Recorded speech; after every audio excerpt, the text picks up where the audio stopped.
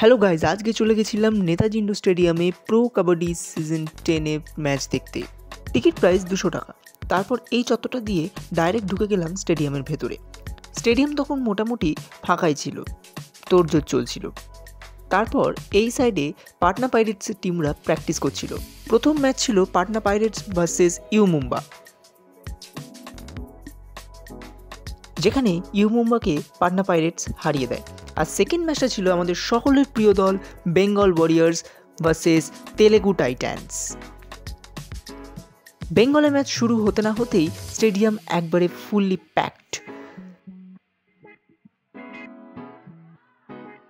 এই ম্যাচটিতে বেঙ্গল ওয়ারিয়ার্স তেলেগু টাইটান্সকে হারিয়ে দেয় এবং এই বছরের হোম গ্রাউন্ডে প্রথম জয় ছিনিয়ে নেয়। প্রথমবার কাবাডি দেখে বেশ মজাই হলো। আরও এরকম মিনি ব্লগস দেখতে চোখ রাখুন আমাদের চ্যানেলে।